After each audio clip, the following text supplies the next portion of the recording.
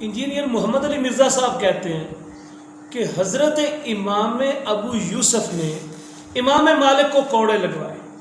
طلاق المکرہ یعنی مجبوری کی حالت میں واقع ہونے والی طلاق کے مسئلے پر امام ابو یوسف نے فتویٰ دے دیا کہ مجبور شخص کو کسی کو گن پوائنٹ پر مجبور کر کے طلاق دلوائی جائے تو اس سے طلاق واقع ہو جاتی ہے۔ اور یہ فتویٰ کس نے دیا تھا؟ یہ قاضی ابو یوسف نے فتویٰ دیا تھا، اور قاضی ابو یوسف کے اس فتوے کی وجہ سے امام مالک کو کوڑے لگے، اور امام ابو یوسف کے فتوے کی وجہ سے لگے۔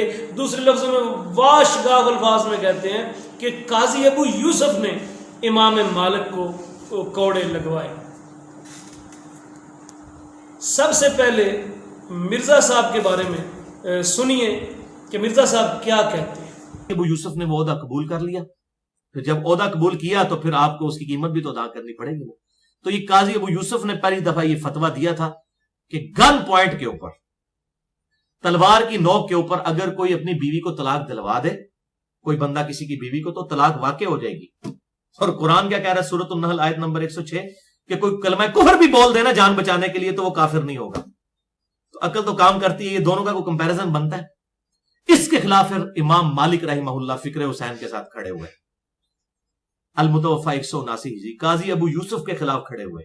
یہ کہتے ہیں نہیں اماموں کو نہیں مانتے، اماموں کے سب سے بڑے دشمن تو آپ لوگ ہو۔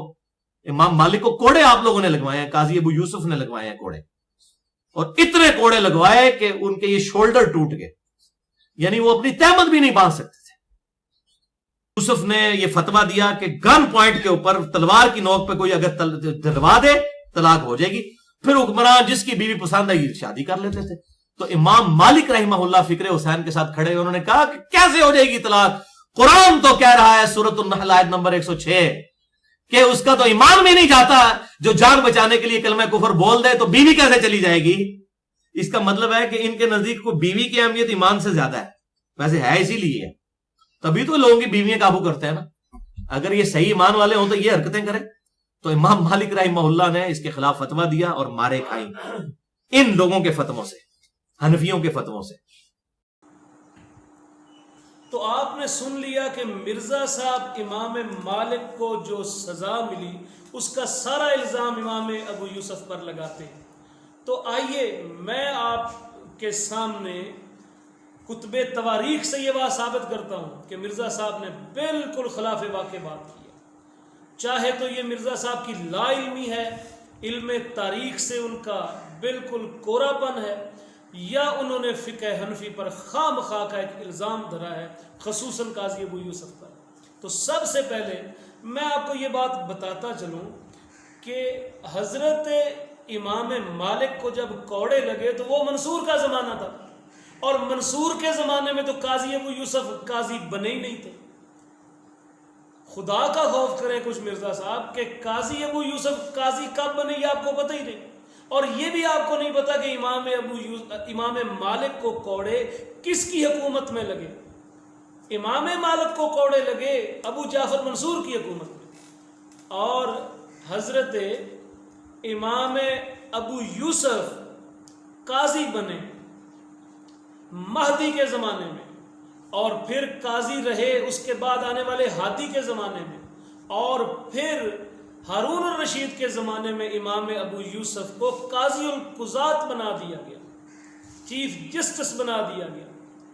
تو آپ نے ثابت تو یہ کرنا تھا کہ ابو یوسف منصور کے زمانے میں قاضی ابو یوسف تھے، انہوں نے فیصلہ فتویٰ دیا، انہوں نے حکم دیا، تو امام مالک کو کوڑے لگے۔ لیکن افسوس ساد افسوس کہ مرزا صاحب آپ نے نہ تو تاریخ کا سہارا لیا، نہ ہی کسی اہل علم کی کتاب دیکھی، اور آپ نے ثابت یہ کرنا تھا کہ قاضی ابو یوسف اس زمانے میں قاضی تھے، حالانکہ قاضی ابو یوسف ابو جعفر منصور کی حکومت میں قاضی نہیں تھے بھائی، وہ تو اس کے بعد آنے والے مہدی کی حکومت میں قاضی بنے۔ تو آئیے اس زمانے میں میں آپ کو یہ بات بتاتا چلوں کہ سب سے پہلے تو میں آپ کو یہ بتاتا ہوں کہ حضرت امام ابو یوسف رحمہ اللہ کب قاضی بنے۔ تو یہ سب سے پہلے میں علامہ شبلی نعمانی کی کتاب سیرت النعمان سے پڑھتا ہوں۔ علامہ شبلی سیرت النعمان کے حصہ دوم میں لکھتے ہیں صفحہ نمبر 222 پر، اور ایک سرخی قائم کرتے ہیں عہدہ قضا. لکھتے ہیں کہ خلیفہ مہدی نے 166 ہجری میں ان کو قاضی کی خدمت دی. کن کو؟ امام ابو یوسف کو. یعنی خلیفہ مہدی نے 166 ہجری میں ان کو قاضی بنایا. مہدی کے بعد اس کے جان نشین ہادی نے بھی ان کو اسی عہدہ پر بحال رکھا، لیکن ہارون الرشید نے ان کی لیاقتوں سے واقف ہو کر تمام ممالک اسلامیہ کا قاضی القضات مقرر کیا. لیجئے مرزا صاحب، آپ کی زبان میں آپ کی پہلی پھکی ہے یہ. آپ کہتے ہیں کہ میں پھکی دے رہا ہوں. لیجئے سیرت النعمان سے میں نے ثابت کیا کہ حضرت ابو یوسف منصور کے زمانے میں قاضی نہیں تھے، اور منصور کے زمانے میں امام مالک کو کوڑے لگے، اور میں ثابت کروں گا کہ منصور کے زمانے میں لگے. پہلا حوالہ تو یہ ہے. دوسرا حوالہ یہ حلیت الاولیاء ہے امام ابو نعیم اصبہانی کی، اور وہ امام مالک کے تذکرے میں لکھتے ہیں. اور کن سے روایت کرتے ہیں؟ روایت کرتے ہیں ابن وہب سے. کہتے ہیں جب امام مالک کو سزا کے بعد ان کا سر موڑ کر اونٹ پر سوار کیا گیا اور کہا گیا کہ اپنے اوپر آواز لگائیے، تو آپ نے یعنی امام مالک نے فرمایا جان لو، جو مجھے جانتا ہے وہ جانتا ہے، اور جو نہیں جانتا وہ جان لے کہ میں مالک بن انس ہوں، اور میں کہتا ہوں کہ جس کو طلاق پر مجبور کیا گیا اس کی طلاق واقع نہیں ہوتی. یہ بات خلیفہ ابو جعفر کو پہنچی. لیجئے مرزا صاحب، یہ بات خلیفہ ابو جعفر کو پہنچی تو اس نے کہا ان کو نیچے اتروا دو. یہ دوسرا حوالہ ہے جس سے یہ بات واضح ہو جاتی ہے کہ امام مالک کو کوڑے ابو جعفر منصور کے زمانے میں لگے. اور یہ بھی بتاؤں گا کیا اس نے خود لگوائے یا ایک اور شخص ہے جعفر بن سلیمان، اس کا گورنر مدینے کا تھا، اس نے لگوائے. تو ہرگز اس وقت امام ابو یوسف قاضی نہیں تھے. اور اس کے بعد یہ تیسرا حوالہ ہے بڑی زبردست کتاب امام ابو حنیفہ رحمۃ اللہ علیہ کی سیاسی زندگی پر لکھی ہوئی، مناظر احسن گیلانی کی. اس میں واضح الفاظ سے سید مناظر احسن گیلانی حضرت ابو یوسف کا اپنا قول نقل کرتے ہیں، اپنا قول، اپنی گواہی ابو یوسف کی، کہ ابو یوسف کہا کرتے تھے، قاضی ابو یوسف جن پر مرزا صاحب نے یہ الزام لگایا کہ انہوں نے امام مالک کو سزا دلوائی تھی، جیسا کہ آپ ویڈیو میں سن چکے ہیں. تو کہتے ہیں کہ مہدی نے مجھے بغداد کے مشرقی حصے کا قاضی مقرر کیا. لو جی، سب سے پہلے خلیفہ مہدی نے امام ابو یوسف کو بغداد کے صرف مشرقی حصے کا قاضی مقرر کیا. پھر مہدی کا انتقال ہوا اور میں ہادی کے زمانے میں قاضی رہا.